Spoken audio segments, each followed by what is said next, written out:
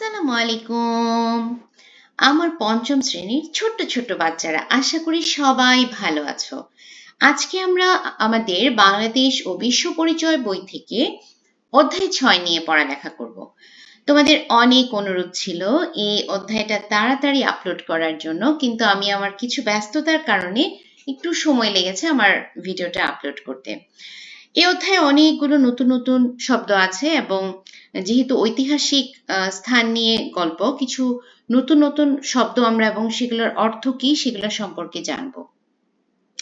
তো চলো আমরা ভিডিওটা শুরু করে দিই, পড়ালেখা শুরু করে দিই। এবং আমি রিকোয়েস্ট করব যে তোমরা যারাই দেখছো অবশ্যই একটু সময় হাতে নিয়ে বসে পুরোটা ভিডিও মন দিয়ে দেখবে, যেন তোমাদের জন্য পড়াটা সহজ হয়ে যায়। আচ্ছা, তো দেখো কি আছে, বাংলাদেশের ঐতিহাসিক স্থান ও নিদর্শন। আচ্ছা, নিদর্শন মানে কি? নিদর্শন মানে হলো কোনো চিহ্ন বা নমুনা। দেখো প্রথমে দুটো স্থানের কথা বলেছে, একটা হলো মহাস্থানগড় আর একটা হলো উয়ারি বটেশ্বর। তো এখানে মহাস্থানগড় এবং উয়ারি বটেশ্বরের ছবি দেওয়া আছে। প্রথম যে দুটো ছবি, এখানে কি লিখেছে দেখো, মহাস্থানগড়ে প্রাপ্ত প্রত্নতাত্ত্বিক স্থাপনা। আচ্ছা, প্রত্নতাত্ত্বিক স্থাপনা জিনিসটা কি? প্রত্নতাত্ত্বিক মানে হলো অনেক পুরানো বা প্রাচীন, আর স্থাপনা মানে তো আমরা জানি যে একটা স্ট্রাকচার। তো প্রত্নতাত্ত্বিক স্থাপনা মানে কি? অনেক পুরনো বা প্রাচীন স্থাপনা অথবা স্ট্রাকচার। ওকে, এরপরে ছবিতে দেখতে পাচ্ছি উয়ারি বটেশ্বরে প্রাপ্ত প্রত্নতাত্ত্বিক স্থাপনা। আচ্ছা, তো মোটামুটি দুটা স্ট্রাকচার আমরা দেখলাম। এখন আমাদেরকে একটা বক্স দিয়েছে যে ছবিতে কি কি ধরনের স্থাপনা দেখা যাচ্ছে, এই স্থাপনা কি দিয়ে তৈরি, এই স্থাপনা কি প্রাচীন না সাম্প্রতিক। আচ্ছা, তো ছবি দেখে যা বুঝবো আমরা তাই লিখবো। ছবিতে আমরা কি ধরনের স্থাপনা দেখেছি, যে প্রাচীন দুর্গের ধ্বংসাবশেষ এবং মাটির দেয়াল। ওয়ারি বটেশ্বরে কি দেখেছি? প্রাচীন মাটির নিচে অবস্থিত দুর্গনগরী ও খননকৃত রাস্তা। আচ্ছা, এই স্থাপনা কি দিয়ে তৈরি? মূলত ইট এবং মাটি দিয়ে তৈরি। আর ওয়ারি বটেশ্বরের ক্ষেত্রে কি লিখেছি? ওই যে একই জিনিসই আসলে, পোড়ামাটির ইট পাথর মাটি দিয়ে নির্মিত। এই স্থাপনা কি প্রাচীন না সাম্প্রতিক? এই স্থাপনাটি অত্যন্ত প্রাচীন প্রাচীন এবং এটাও প্রাচীন, দুটোই প্রাচীন। তো প্রাচীন আমরা কিভাবে বুঝবো? প্রাচীন কিন্তু আমরা ছবি দেখলেই বুঝতে পারবো, যে বর্তমান যুগের কোনো স্থাপনা যদি হয় এটা কিন্তু এমন হবে না, তাই না? আচ্ছা, এরপরে আমরা যাচ্ছি মহাস্থানগড় সম্পর্কে জানতে। বগুড়া শহর থেকে প্রায় 13 কিলোমিটার উত্তরে করতোয়া নদীর তীরে মহাস্থানগড় অবস্থিত। মুখস্থ করে ফেলো এখনই। কোন শহর? বগুড়া শহর। কত কিলোমিটার উত্তরে? 13 কিলোমিটার উত্তরে। এবং কোন নদীর তীরে? করতোয়া নদীর তীরে।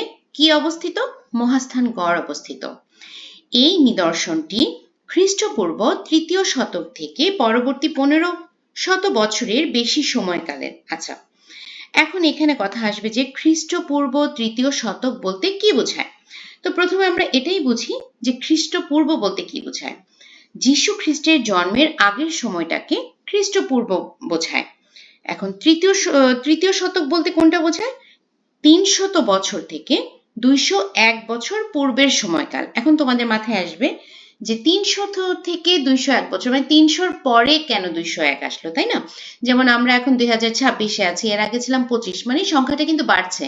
কিন্তু এখানে 300 থেকে সংখ্যাটা কমে 201 কেন হলো? হ্যাঁ, কারণ আমরা ওই সময়টাকে বিপরীত ভাবে গণনা করতাম, মানে খ্রিস্টপূর্ব সময়টাকে উল্টা দিক থেকে সাধারণত গণনা করা হয়, এটাই নিয়ম। তাই বড় সংখ্যা থেকে ছোট সংখ্যার দিকে সময় এগিয়ে যায়।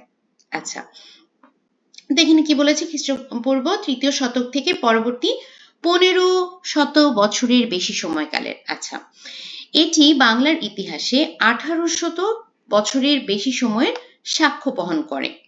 মৌর্য আমলে এই স্থানটি পুণ্ড্রনগর নামে পরিচিত ছিল। কি নামে পরিচিত ছিল? পুণ্ড্রনগর। এখন কথা হলো, তোমাদের মাথায় আসতে পারে হোয়াট ইজ মৌর্য আমল। আচ্ছা, মৌর্য আমল হলো তোমার ওই সময় সম্রাট চন্দ্রগুপ্ত মৌর্য নামে একজন সম্রাট ছিলেন, যিনি ছিলেন তোমার এই মৌর্য বংশের প্রথম সম্রাট এবং মৌর্য সাম্রাজ্যের প্রতিষ্ঠাতা। এবং এটা হলো তোমার প্রাচীন ভারতীয় উপমহাদেশের ইতিহাসের। তো ওই সময়টাকে মৌর্য আমল বলা হয়। তো ওই সময়ে এই স্থানটি কি নামে পরিচিত ছিল? পুন্ড্রনগর নামে পরিচিত ছিল। কালের বিবর্তনে এটি ধ্বংসপ্রাপ্ত হয়।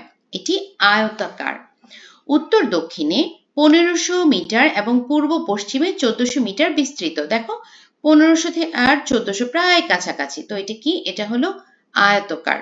আচ্ছা, এখানে বৈরাগীর ভিটা, গোবিন্দ ভিটা, খোদার পাথর ভিটা প্রভৃতি প্রত্নস্থল আবিষ্কৃত হয়।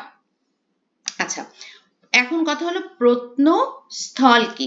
তো প্রত্নস্থল হলো এমন জায়গা যেখানে পুরোনো দিনের মানুষের ওদের যে কার্যকলাপের ধ্বংসাবশেষ এবং ঐতিহাসিক যে নিদর্শন এগুলো সংরক্ষিত থাকে।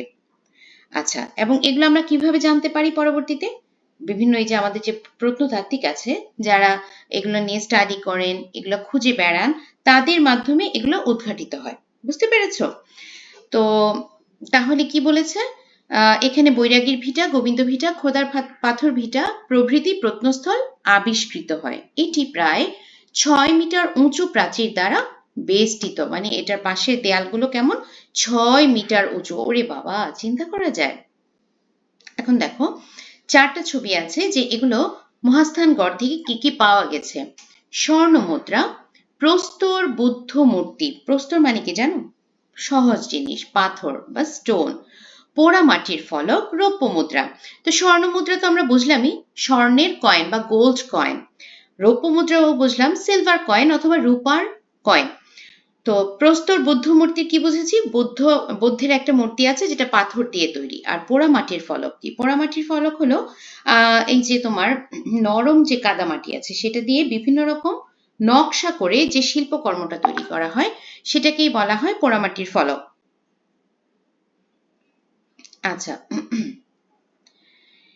মহাস্থানগড়ে প্রাপ্ত নিদর্শন সমূহ: চওড়া খাদ বিশিষ্ট প্রাচীন দুর্গ, প্রাচীন ব্রাহ্মী শিলালিপি, মন্দির সহ অন্যান্য ধর্মীয় ধ্বংসাবশেষ, পোড়ামাটির ফলক, ভাস্কর্য, স্বর্ণ মুদ্রা, রৌপ্য মুদ্রা, প্রস্তরের পুঁতি, কাঁচের পুঁতি, 3.35 মিটার লম্বা খোদাই পাথর। মনে হচ্ছে এটাই সেই পাথরটা হবে।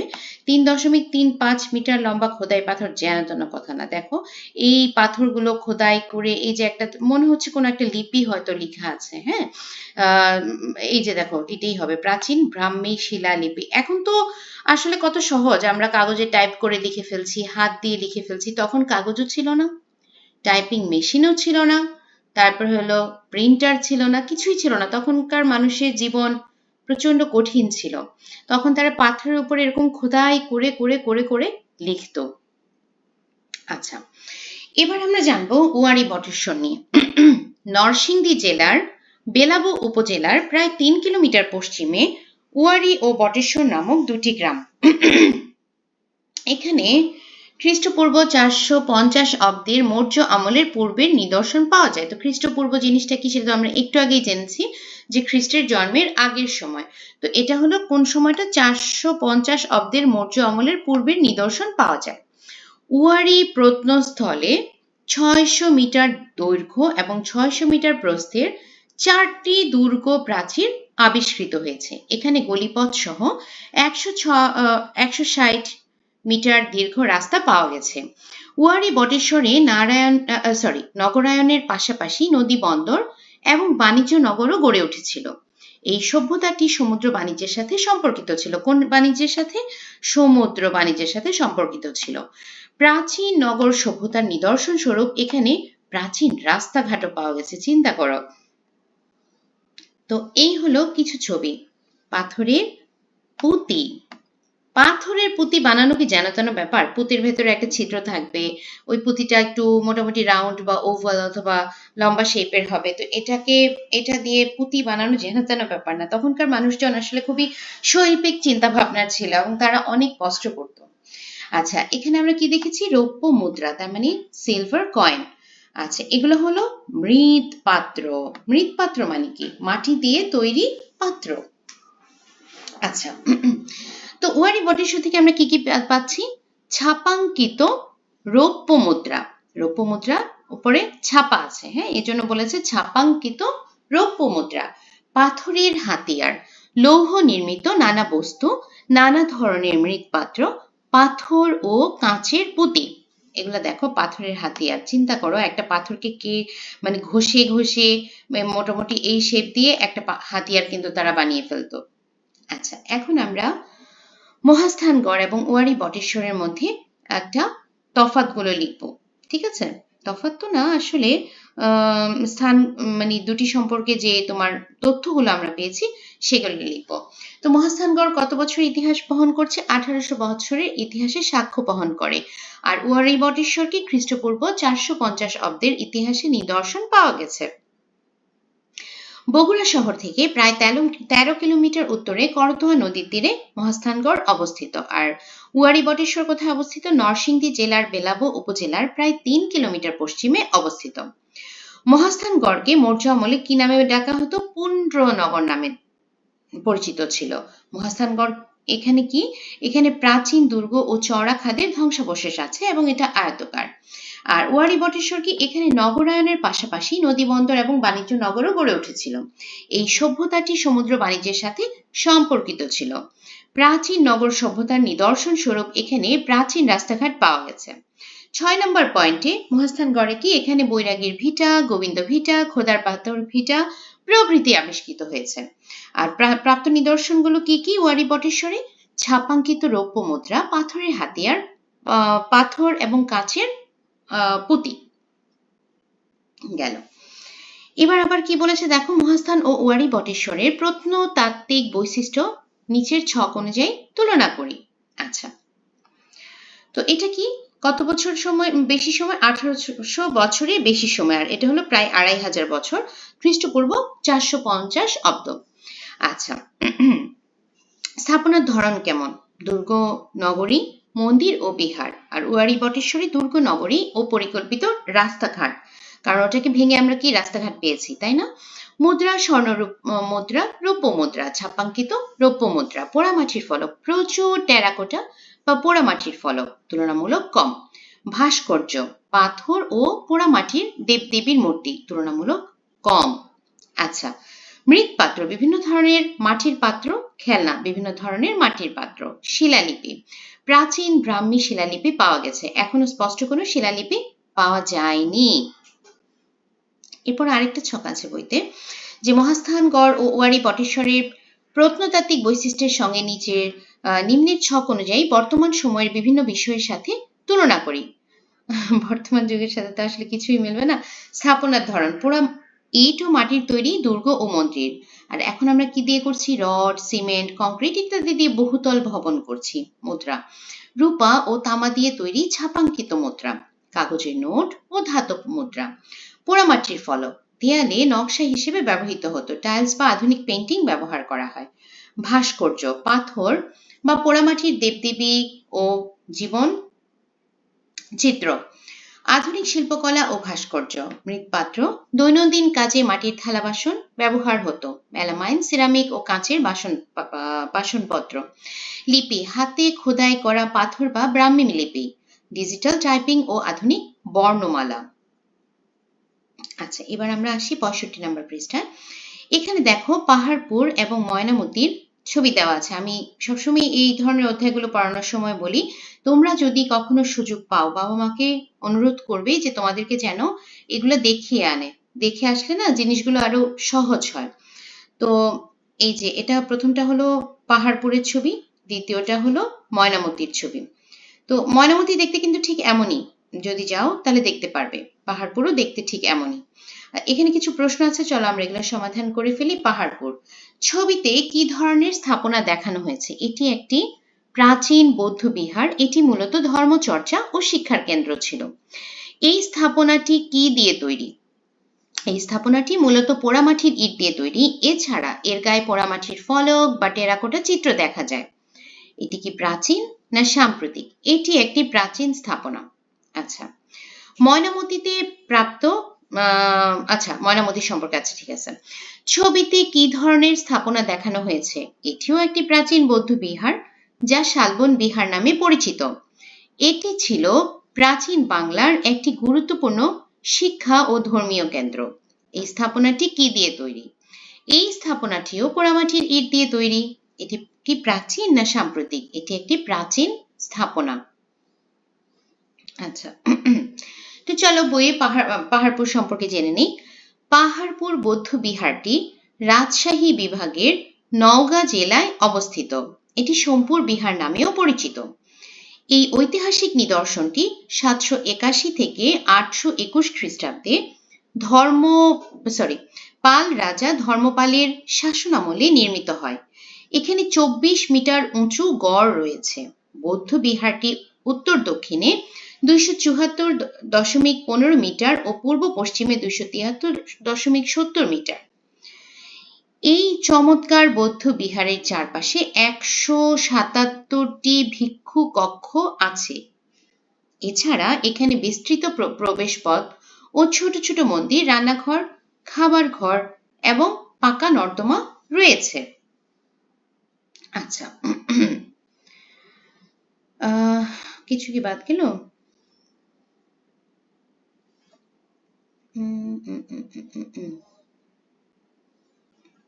আচ্ছা, দেখো এখানে কিছু ছবি দেওয়া আছে। এই যে টেরাকোটা, পোড়ামাটির ফলক, তারপরে হলো ব্রোঞ্জ বুদ্ধ মূর্তি, পাথরের বুদ্ধ মূর্তি। আচ্ছা, পাহাড়পুরে প্রাপ্ত নিদর্শন সমূহ কি কি পাই আমরা, এইগুলো মুখস্থ করে ফেলবে। পাথরের ভাস্কর্য, পোড়ামাটির ফলকচিত্র, তাম্র শাসন, ব্রোঞ্জের তৈরি বুদ্ধের আবক্ষ অংশ, লিপি সহ প্রস্তর খণ্ড, মুদ্রা, চুনা পাথরের মূর্তি, ধাতব মূর্তি, মৃৎপাত্রের টুকরা, অলঙ্কৃত ইট, জীবজন্তুর মূর্তি ও টেরাকোটা ইত্যাদি। মন্দিরের চতুর্দিকে বেষ্টন করে 63টি পাথরের মূর্তি রয়েছে। সেই সময় মানুষজন খুবই মানে মূর্তি পূজা করতেন এবং এগুলা তৈরি করতেন। এই জন্য দেখবা যে পুরনো নিদর্শনের সাথে এই ইতিহাসগুলো খুব ওতপ্রোতভাবে জড়িত। ময়নামতি বাংলাদেশের দক্ষিণ পূর্ব অঞ্চলে কুমিল্লা শহরের কাছে ময়নামতি অবস্থিত। ময়নামতি স্থানটি 8ম শতকের রাজা মানিক চন্দ্রের স্ত্রী ময়নামতির কাহিনীর সঙ্গে জড়িত। এটি বৌদ্ধ সভ্যতার অন্যতম কেন্দ্র ছিল। কাদের? বৌদ্ধ সভ্যতার অন্যতম কেন্দ্র ছিল। তবে এখানে হিন্দু ও জৈন ধর্মের নিদর্শনও পাওয়া গেছে। এখানকার সবচেয়ে গুরুত্বপূর্ণ ঐতিহাসিক নিদর্শন হলো শালবন বিহার। এটি একটি বৃহৎ বৌদ্ধ মঠ। 550 ফুট দৈর্ঘ্য এবং 550 ফুট প্রস্থ বিশিষ্ট শালবন বিহারে 115টি ভিক্ষুক কক্ষ রয়েছে। এছাড়া আনন্দ বিহার, ভোজ বিহার এখানকার উল্লেখযোগ্য ঐতিহাসিক নিদর্শন। এখানে 7 থেকে 12 শতকের মধ্যবর্তী সময়ের মূল্যবান দ্রব্যাদি পাওয়া গেছে। কিছু ছবি দেওয়া আছে, দেখো। পোড়ামাটির ফলক, ব্রোঞ্জ বুদ্ধ মূর্তি, পোড়ামাটির ভাস্কর্য, স্বর্ণ মুদ্রা, প্রস্তর বৌদ্ধ মূর্তি। হ্যাঁ, তো এখান থেকে আমরা কি কি পেয়েছি? তাম্র শাসন, স্বর্ণ ও রৌপ্য মুদ্রা, তারপরে হলো অসংখ্য জীবজন্তু অঙ্কিত পোড়ামাটির ফলক, তারপরে হলো পোড়ানো মাটির সিল ও সিলিং, বহু সংখ্যক পাথর, ব্রোঞ্জ ও পোড়ামাটির ভাস্কর্য। এখানে প্রাপ্ত উল্লেখযোগ্য নিদর্শনের মধ্যে 6 থেকে 7 শতকের বিরাটকায় প্রস্তর বৌদ্ধ মূর্তি এবং খাদযুক্ত স্বর্ণ মুদ্রা অন্তর্ভুক্ত। আচ্ছা, গেল। এখন কথা হলো তোমার এই যে তাম্র শাসনটা কি? তাম্র শাসন হলো প্রাচীন এবং মধ্যযুগীয় ভারতে তামার পাতের উপর খোদাই করা যে দলিল, একটা রাজকীয় দলিল বা আইনি নথি। আমরা যেমন এখন কি করি, আমরা এফিডেভিট করি অথবা দলিলপত্র করে সেখানে সাইন নেই। তো তখন তারা তামার পাতের উপরে খোদাই করে এই দলিল বানাতো, সেটাই হলো তাম্র শাসন। আচ্ছা, এখন পাহাড়পুর এবং ময়নামতির দুটা সম্পর্কে আমরা যা যা তথ্য পেয়েছি সেটা নিয়ে বলতে হবে।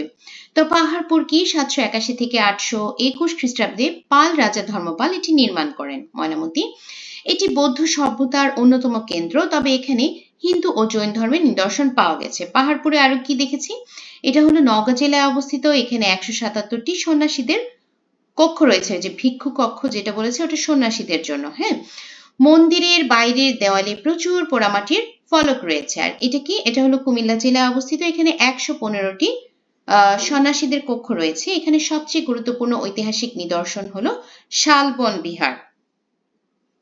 আচ্ছা, পাহাড়পুরের বৈশিষ্ট্য এবং ময়নামতির বৈশিষ্ট্য আমরা এখন তুলনা করব। পাহাড়পুরের এটা কত বছর পূর্বে? 1200 থেকে 1300 বছর পূর্বে। এটাও 1200 থেকে 1300 বছর পূর্বে। স্থাপনার ধরন কেমন? বৌদ্ধ বিহার, একটা সোমপুর মহাবিহার, একটা হলো শালবন বিহার। মুদ্রা, প্রাচীন স্বর্ণ ও রৌপ্য মুদ্রা পাওয়া গেছে। এখানে রৌপ্য ও স্বর্ণ মুদ্রা পাওয়া গেছে। পোড়া মাটির ফলক, ব্রোঞ্জ ও পোড়ামাটির ভাস্কর্য, জীবজন্তু ও মানুষের আকৃতির ফলক আছে। ভাস্কর্য, পাথরের ও মাটির নানা ভাস্কর্য পাওয়া গেছে। বিভিন্ন রকমের পাথর, ব্রোঞ্জ ও পোড়ামাটির ভাস্কর্য। মৃৎপাত্র, মাটির তৈরি থালা, কলস এবং বাটি পাওয়া গেছে। মাটির নানা রকম তৈজসপত্র পাওয়া গেছে। আচ্ছা, লিপি, প্রাচীন শিলালিপি পাওয়া গেছে। প্রাচীন মুদ্রায় ও তাম্রশাসনে লিপি পাওয়া গেছে। মূর্তি, পাথরের তৈরি বুদ্ধ ও অন্যান্য মূর্তি পাওয়া গেছে। ব্রোঞ্জ ও পাথরের ছোট ছোট মূর্তি পাওয়া গেছে।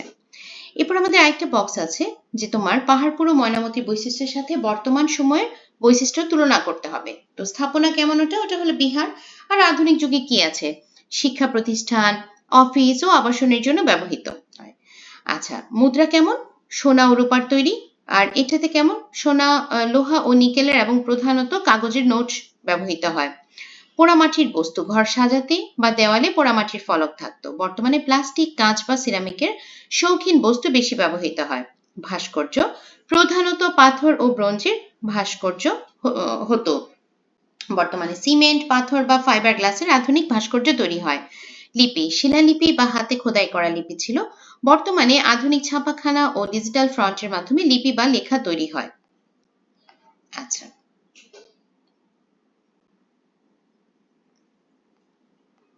এবার আমরা পড়বো পানামনগর ও লালবাগ কেল্লা। আমাদের খুবই কাছে এই দুটো জিনিস। তো এই দুটো নিয়ে যে প্রশ্নটা বলেছে, আগে প্রশ্নগুলো করে উত্তর দিয়ে ফেলি। ছবিতে কি ধরনের স্থাপনা দেখানো হয়েছে? এটি একটি প্রাচীন ঐতিহাসিক নগরীর সারি সারি আবাসিক ভবন বা দালান। এই স্থাপনাটি কি দিয়ে তৈরি? এই স্থাপনাগুলো মূলত ইট দিয়ে তৈরি। অনেক ভবনে সুন্দর কারুকাজ ও অলংকার দেখা যায়। এটি কোন স্থাপনার ছবি? এটি নারায়ণগঞ্জের সোনারগাঁয়ে অবস্থিত ঐতিহাসিক পানাম নগরের ছবি। এবার হলো লালবাগ কেল্লা। ছবিতে কি ধরনের স্থাপনা দেখানো হয়েছে? এটি মুঘল আমলের একটি দুর্গ বা কেল্লা। ছবিতে মূলত দুর্গের অভ্যন্তরে অবস্থিত পরিবিবির সমাধি বা দরবার হলের অংশটি দেখা যাচ্ছে। এই স্থাপনাটি কি দিয়ে তৈরি? লালবাগ কেল্লা সম্পূর্ণভাবে লাল ইট দিয়ে তৈরি। এছাড়া এর মেঝে এবং কিছু অংশে মার্বেল পাথর ও টাইলস ব্যবহার করা হয়েছে। এটি কোন স্থাপনার ছবি? এটি ঢাকার বুড়িগঙ্গা নদীর তীরে অবস্থিত 17 শতকের ঐতিহাসিক নিদর্শন লালবাগ কেল্লার ছবি। আচ্ছা, তো পানামনগর সম্পর্কে জেনে নেই চলো। পানামনগর সোনারগাঁওয়ে অবস্থিত। ঢাকার দক্ষিণ পূর্ব দিকে নারায়ণগঞ্জ জেলার মেঘনা নদীর তীরে অবস্থিত। সোনারগাঁও প্রাচীন বাংলার মুসলমান সুলতানদের রাজধানী ছিল। ঔপনিবেশিক আমলে সোনারগাঁও সুতিব্রস্তের ব্যবসা কেন্দ্রে পরিণত হয়। এরই সুবাদে গড়ে ওঠে নতুন শহর পানামনগর। 19 শতকে হিন্দু বণিকেরা সুতা বাণিজ্যের কেন্দ্র হিসেবে পানামনগরকে আবাসস্থল হিসেবে বেছে নেন। পানামনগর গড়ে ওঠে একটি একক বৈশিষ্ট্যমণ্ডিত শহরে। এই শহরটি গড়ে ওঠে 5 মিটার প্রশস্ত ও 600 মিটার দীর্ঘ সড়কের দুপাশ ঘিরে। এখানকার ইমারতগুলো ইট দিয়ে নির্মিত। এই শহরে রয়েছে 52টি বাড়ি। সারিবদ্ধভাবে 31টি বাড়ি রাস্তার উত্তর পাশে এবং 21টি বাড়ি রাস্তার দক্ষিণ পাশে নির্মিত। পানাম নগরটি চারদিকে কৃত্রিম খাল বা পরিখা দ্বারা সুরক্ষিত। বর্তমানে এটি একটি জনপ্রিয় পর্যটন কেন্দ্র। একদমই কাছে, তোমরা অবশ্যই যাওয়ার চেষ্টা করবে। লালবাগ কেল্লা। লালবাগ কেল্লা ঢাকার লালবাগে বুড়িগঙ্গা নদীর তীরে অবস্থিত। প্রথমে এর নাম ছিল কেল্লা আওরঙ্গাবাদ। 1678 সালে এটি নির্মাণ করা হয়। মুঘল সম্রাট আওরঙ্গজেবের পুত্র শাহজাদা মোহাম্মদ আজম এই দুর্গটির নির্মাণ কাজ শুরু করেন। পরবর্তীকালে শায়েস্তা খান এই দুর্গের নির্মাণ কাজের দায়িত্ব গ্রহণ করেন। লালবাগ কেল্লাটি 18 একর জায়গা জুড়ে বিস্তৃত। দুর্গটি মুঘল ও বাঙালি স্থাপত্যশৈলীর সমন্বয়ে নির্মাণ করা হয়েছে। এটি সম্পূর্ণ ইটের তৈরি। কেল্লা চত্বরের কেন্দ্রস্থলে রয়েছে দরবার হল, হাম্মামখানা, পরিবিবির সমাধি। উত্তর পশ্চিম দিকে শাহী মসজিদ। দুর্গের দক্ষিণে গোপন প্রবেশপথ এবং একটি 3 গম্বুজ বিশিষ্ট মসজিদ রয়েছে। দুর্গ এলাকায় পানি সরবরাহ ও পয় নিষ্কাশন ব্যবস্থা ছাদ বাগান ও ঝর্ণার অস্তিত্ব পাওয়া গেছে। বর্তমানে এটি প্রত্নতাত্ত্বিক নিদর্শন হিসেবে সংরক্ষিত। আচ্ছা, এখন আমরা পানামনগর এবং লালবাগ এগুলোর কিছু তথ্য নিয়ে বলবো। তো পানামনগরের বৈশিষ্ট্য কি? পানামনগর সোনারগাঁওয়ে অবস্থিত। এখানে সারিবদ্ধভাবে অনেকগুলো দোতলা ও তিনতলা ইমারত রয়েছে। ইমারতগুলো ইট দিয়ে তৈরি। 19 শতকে হিন্দু বণিকেরা সুতা বাণিজ্যের কেন্দ্র হিসেবে পানামনগরকে আবাসস্থল হিসেবে বেছে নেন। এর চারদিকে কৃত্রিম খাল বা পরিখা আছে। আর লালবাগ কি? লালবাগ কেল্লা ঢাকার লালবাগে বুড়িগঙ্গা নদীর তীরে অবস্থিত। 1678 সালে এটি নির্মাণ করা হয়।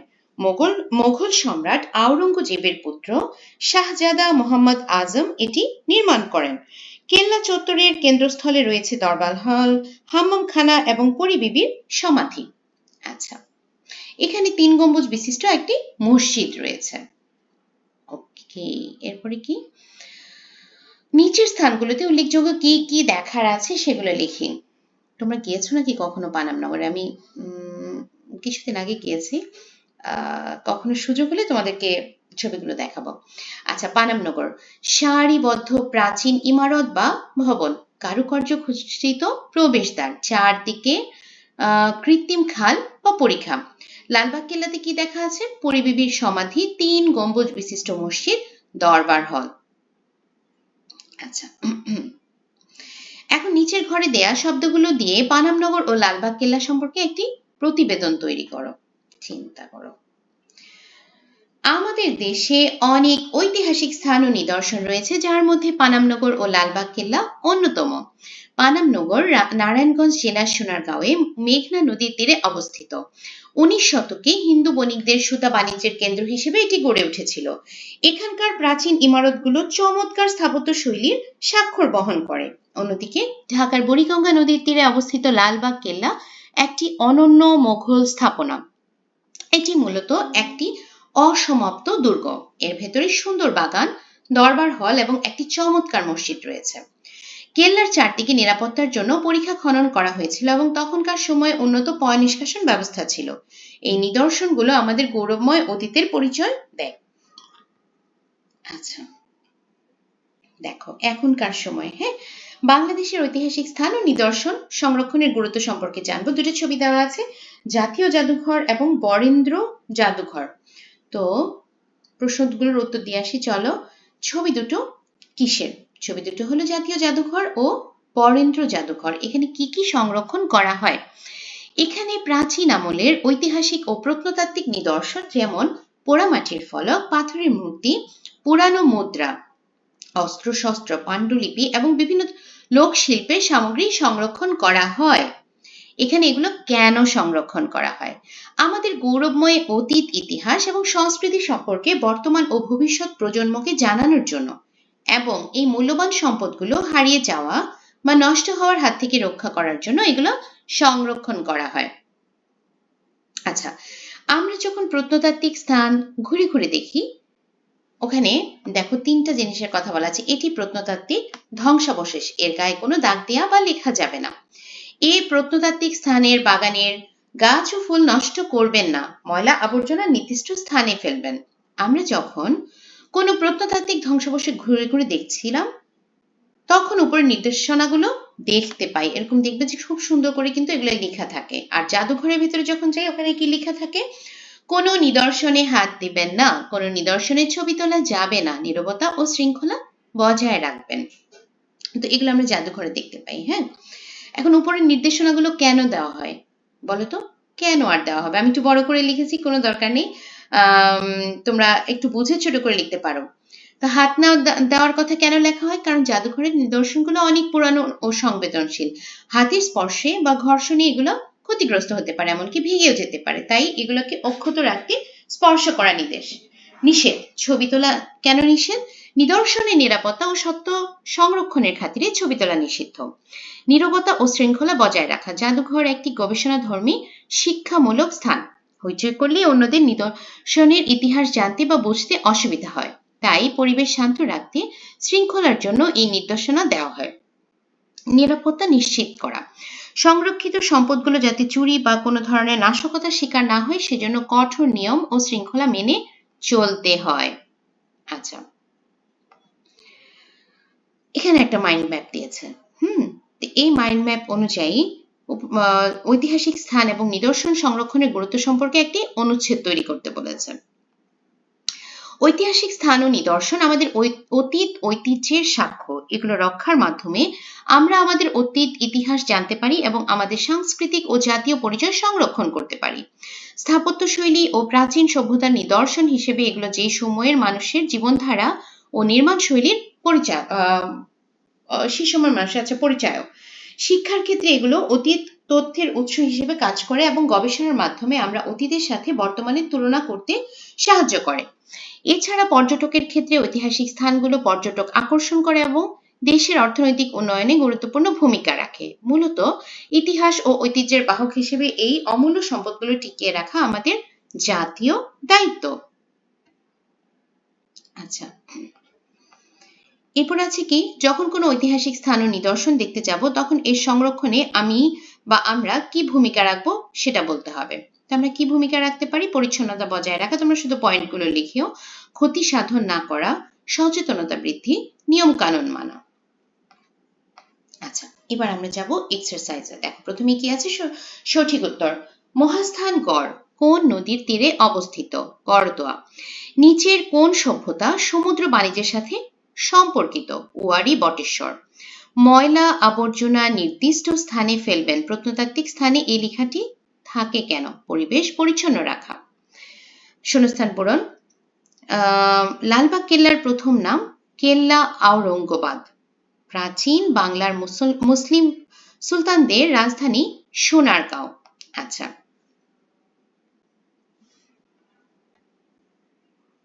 এটা এখানে করি আমরা। একটা মিনিট। আচ্ছা, পাহাড়পুর এটা হবে নওগাঁ। ময়নামতি কুমিল্লা। পানামনগর কই গেল আল্লাহ, কি বলে কি দাগালাম, ধরো ঠিক করে দিচ্ছি।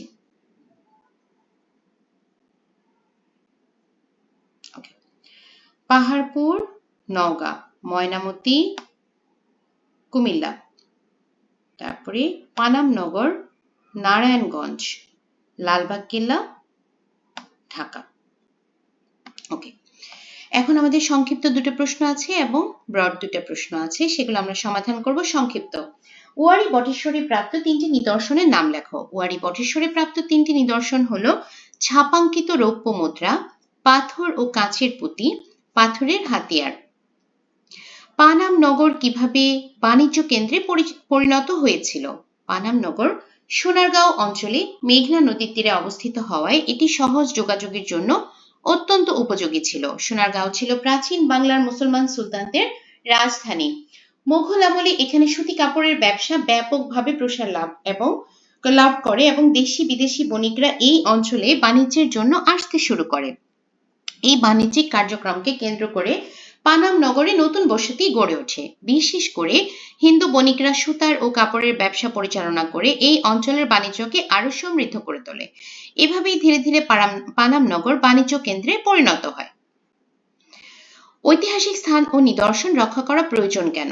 ঐতিহাসিক স্থান ও নিদর্শন আমাদের অতীতের গুরুত্বপূর্ণ স্মৃতি ও ঐতিহ্যের সাক্ষ্য বহন করে, যেমন মহাস্থানগড়, ওয়ারী বটেশ্বর, পাহাড়পুর এবং লালবাগ কেল্লা আমাদের দেশের গৌরবময় ইতিহাসের নিদর্শন। এই স্থানগুলো সংরক্ষণ করা প্রয়োজন কারণ: ১. ইতিহাস জানার উৎস। এসব স্থান আমাদের অতীতের ঘটনা, শাসন ব্যবস্থা ও জীবনযাত্রা সম্পর্কে সরাসরি ধারণা দেয়, বইয়ের বাহিরে বাস্তব প্রমাণ হিসেবে কাজ করে। সংস্কৃতি ও ঐতিহ্য রক্ষা। এগুলো আমাদের ভাষা, সংস্কৃতি, ধর্মীয় বিশ্বাস ও সামাজিক প্রথার পরিচয় বহন করে এবং ভবিষ্যৎ প্রজন্মকে তা জানতে সাহায্য করে। স্থাপত্য ও প্রযুক্তিগত জ্ঞান। পুরানো স্থাপত্যের নকশা, নির্মাণ কৌশল ও উপকরণ সম্পর্কে জানা যায়, যা আধুনিক স্থাপত্যে অনুপ্রেরণা যোগায়। গবেষণা ও শিক্ষায় সহায়তা। ইতিহাসবিদ, প্রত্নতত্ত্ববিদ ও শিক্ষার্থীরা এসব স্থান থেকে নতুন তথ্য আবিষ্কার করতে পারে, যা জ্ঞান ভাণ্ডার সমৃদ্ধ করে। পর্যটন শিল্পের উন্নয়ন। দেশি বিদেশি পর্যটক আকৃষ্ট হয়, ফলে হোটেল, পরিবহন ও অন্যান্য খাতে আয় বৃদ্ধি পায়। জাতীয় পরিচয় ও গর্ববৃদ্ধি। এগুলো আমাদের দেশের গৌরবময় অতীতের স্মারক, যা আমাদের মধ্যে দেশপ্রেম ও আত্মপরিচয়ের বোধ জাগ্রত করে। ভবিষ্যৎ প্রজন্মের জন্য সংরক্ষণ। যদি এখন সংরক্ষণ করা না হয়, তবে এসব নিদর্শন নষ্ট হয়ে যেতে পারে এবং ভবিষ্যৎ প্রজন্ম তা আর দেখতে পারবে না। ঐতিহাসিক স্থান ও নিদর্শন শুধু অতীতের স্মৃতি নয়, বরং আমাদের বর্তমান ও ভবিষ্যতের জন্য অত্যন্ত গুরুত্বপূর্ণ সম্পদ। তাই এগুলো সংরক্ষণ করা আমাদের সবার দায়িত্ব। ঐতিহাসিক স্থান সংরক্ষণে তোমার করণীয় কি? ঐতিহাসিক স্থান আমাদের জাতির অতীত, ঐতিহ্য ও গৌরবের প্রতীক।